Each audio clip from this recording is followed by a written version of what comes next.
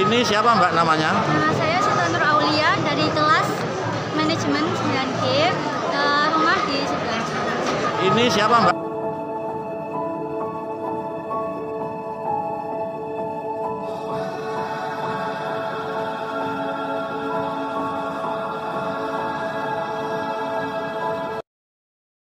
Yang bermuara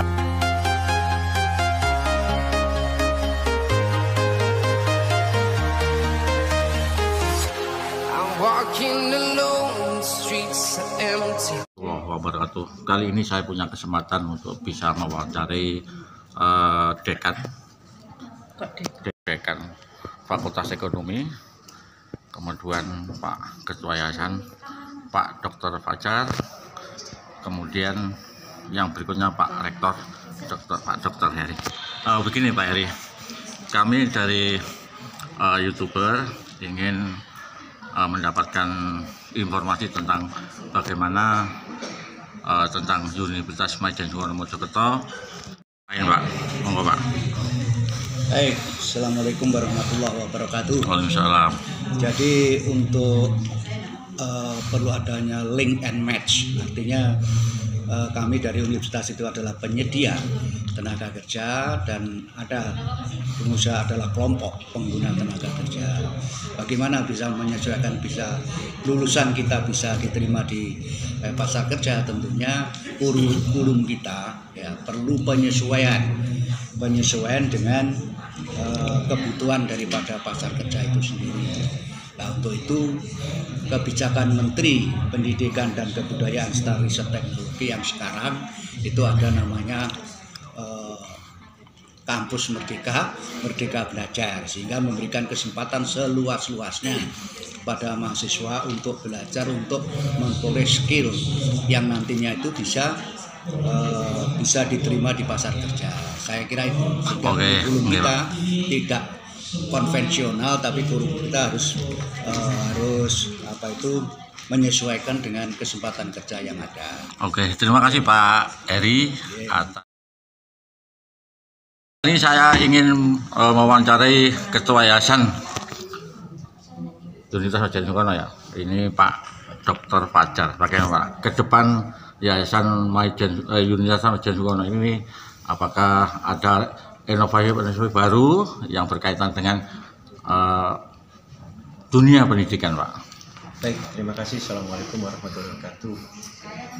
Seperti tadi yang dikatakan oleh Pak Rektor, saya sebagai Ketua Yayasan akan mensupport apa yang dibutuhkan dari universitas.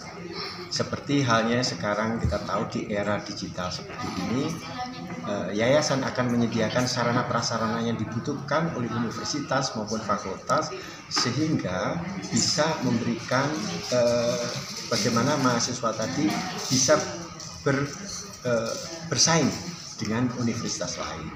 Jadi saya sebagai Ketua Yayasan akan mensupport dan melakukan pembenahan baik itu sarana prasarana, baik sarana prasarana perkuliahan maupun sarana prasarana sumber daya manusia. Sehingga lulusan dari Universitas Maijen Suwono itu siap bekerja dan siap bersaing di dunia kerja. Yang kedua yang perlu saya tanyakan, apakah di Universitas Maijen Suwono ini ada semacam mahasiswa yang sudah bekerja?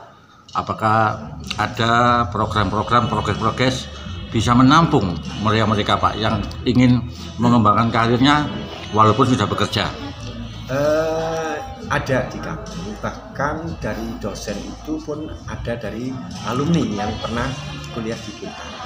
Bahkan alumni kita sudah begitu menyebar ke seluruh pelosok tanah air. Bahkan tadi barangkali kalau bisa kita lihat dari pidato Pak Rektor di saat wisuda tadi, bahwa ada alumni kita yang sampai memiliki jenjang karir sebagai Kapolda, bahkan banker dan lain-lain. Saya rasa seperti itu. Kesempatan bekerja di Maijen pun terbuka luas, silahkan, selama tadi sesuai dengan peraturan perundangan yang ada. Kalau pengen jadi dosen ya harus sesuai dengan aturan, harus sesuai sampai di jenjang S2. Oke, terima kasih Pak Fajar selaku Ketua. Kali ini saya akan mewawancarai Bu Dekan Fakultas Ekonomi ya. Gimana Bu?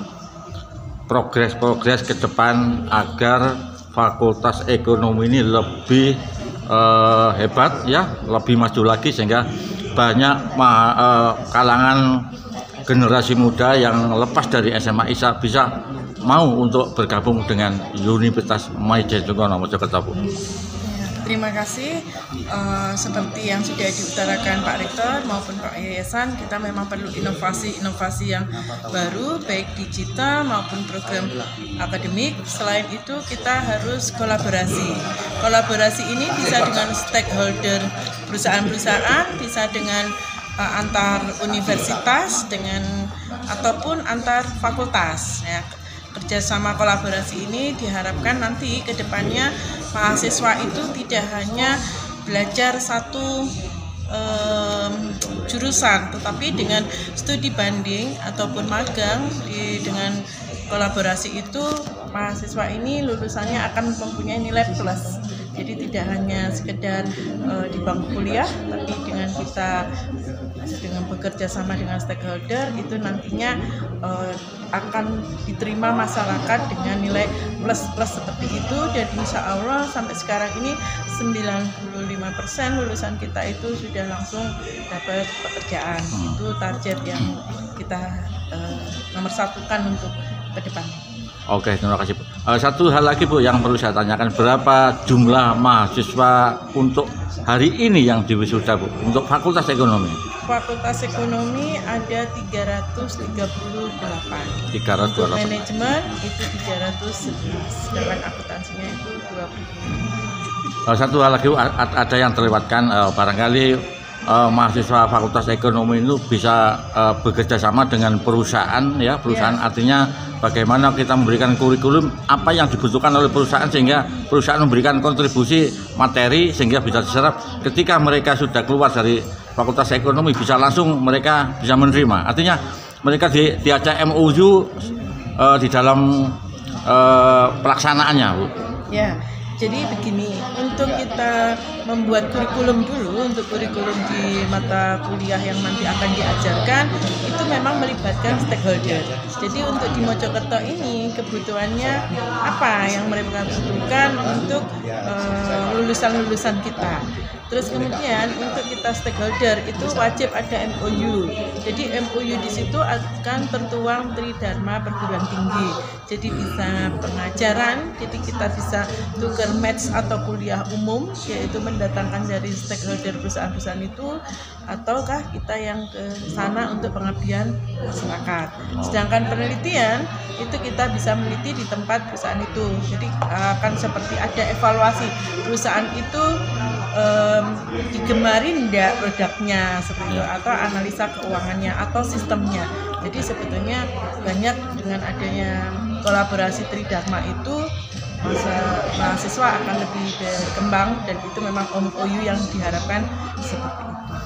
Oke, terima kasih Bu atas semua informasi ya tentang dunia pendidikan khususnya Universitas Majen Sungkono, dan mudah-mudahan untuk mahasiswa, untuk anak-anak didik kita ya nanti sukses. Dan bagi yang belum bergabung dengan atau adik-adik kita yang masih SMA, nanti jangan ragu-ragu ya Anda untuk masuk di Universitas Majen Sungkono.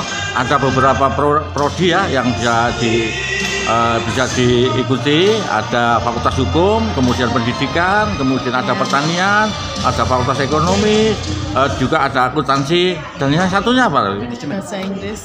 Bahasa Inggris dan manajemen.